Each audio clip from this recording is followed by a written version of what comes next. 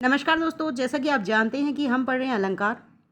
हमने बहुत सारे अलंकार पढ़ लिए हैं। यदि आपने उन वीडियोस को नहीं देखा है तो उनका लिंक आपको डिस्क्रिप्शन बॉक्स में दे दिया जाएगा, आप वहां से उन्हें देख सकते हैं। दोस्तों, आगे बढ़ने से पहले चैनल को सब्सक्राइब कर लीजिए, बेल आइकन प्रेस कर लीजिए ताकि अगली वीडियो का लिंक आप तक आसानी से पहुँच सके। आपका सब्सक्राइब करना हमें एक मोटिवेशन देता है ताकि हम अगली वीडियो और भी मेहनत के साथ आपके लिए तैयार करके लेकर आएँ। दोस्तों देखिए, आज का हमारा विषय है असंगति अलंकार। असंगति अलंकार किसे कहते हैं? जैसे देखिए, शब्द से ही पता चल रहा है असंगति मतलब जिसमें कोई संगति ना हो। देखिए, जहाँ कारण और कार्य में संगति न हो, कारण और कार्य में संगति न होने पर असंगति अलंकार होता है। देखिए, कारण क्या होगा? माध्यम, जिससे कार्य हो रहा है वो माध्यम, और फिर जो परिणाम निकल कर आता है वो कुछ और ही होता है, तो वहाँ होता है असंगति अलंकार। देखिए दोस्तों, यदि हम कोई कार्य कर रहे हैं, कर तो हम किसी और कार्य के लिए कर रहे हैं, लेकिन उसका जो परिणाम होता है वो उस कार्य से मेल नहीं खाता, कुछ अलग सा परिणाम आता है, तो वो होता है असंगति अलंकार। देखिए, जैसे हृदय घाव मेरे पीर रघुवीर है। यहाँ पे जो हृदय के घाव हैं वो तो श्री लक्ष्मण जी के हैं। घाव किसके हैं?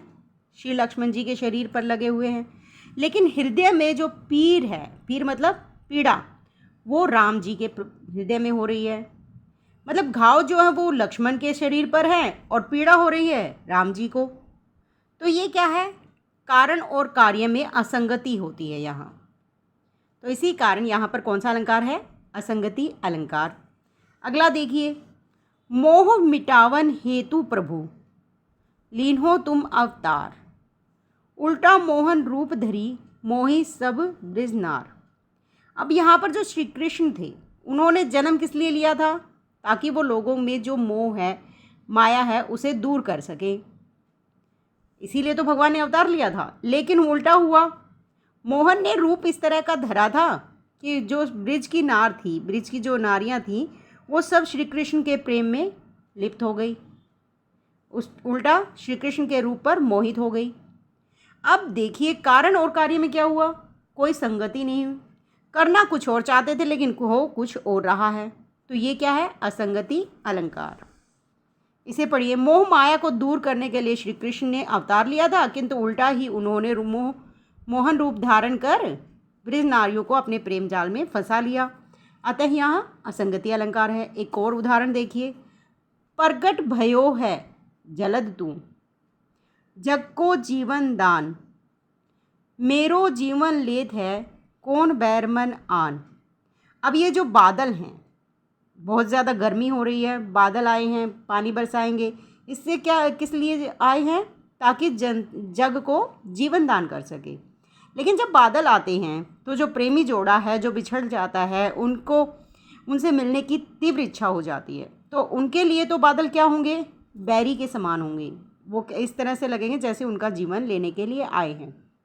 तो यहाँ पर भी असंगति है। बादल आए तो जग को जीवन देने के लिए हैं, लेकिन प्रेमियों का जीवन ले रहा है, ऐसा प्रतीत होने लगता है। तो यहाँ भी असंगति अलंकार ही होगा। आगे देखिए, दृग उर्जत टूटत कुटुम जुरत चतुर्चित प्रीति, परती गांठ दुर्जन हिये दई नई रीति। दृग उर्जत मतलब जब प्रेमी प्रेमिका के आंखें एक दूसरे से उलझ जाती हैं, एक दूसरे से टकराती हैं, तो उलझते तो उनके आंखें हैं, लेकिन टूटता क्या है? परिवार, कुटुंब। जुरत चतुर्चित प्रीति मतलब उन प्रेमी प्रेमिकाओं के मन में प्यार की उमंग उठती है और वे एक दूसरे से जुड़ जाते हैं। प्रति गांठ दुर्जन हिये, जो अच्छे मन होते हैं, चतुर मन होते हैं, वे उनके मन में तो प्यार उठता है, लेकिन जो गांठ है वो दुर्जन हृदयों में पड़ जाती है। तो जो दुर्जन प्रकृति के प्राणी हैं उनके हृदय में गांठ पड़ती है। मिलते प्रेमीजन हैं, टूटते कुटुंब हैं, और हृदय में प्यार जगता है प्रेमियों के, लेकिन दुर्जनों के हृदय में क्या होती है? गांठ पड़ जाती है। दई नहीं है रीति, ये भी उल्टा काम हो रहा है। कार्य कहीं हो रहा है, कारण कुछ है और परिणाम कुछ और हो रहा है, तो इसे क्या कहेंगे हम? असंगति अलंकार। अगला अलंकार देखिए, दृष्टांत अलंकार। दृष्टांत अलंकार कहाँ होता है? देखिए, जहाँ उपमेय के रूप में कही गई बात उपमेय मतलब जिसकी तुलना की जाती है। उपमान में कही गई बात से मिलती जुलती हो। उपमान जो प्रसिद्ध वस्तु होती है अपने गुण के कारण, तो कह रहे उपमेय के रूप में जो बात कही गई है वो उपमान में कही गई बात से मिलती जुलती हो, वहाँ दृष्टांत अलंकार होता है। देखिए, दृष्टांत अलंकार की एक पहचान होती है। क्या होती है कि इसमें कहावत और लोकोक्ति देखने को मिलेंगी।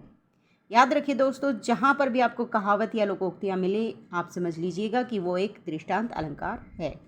देखिए, जैसे करत करत अभ्यास के जड़मत होत सुजान, रसरी आवत जात ते सिल पर परत निशान।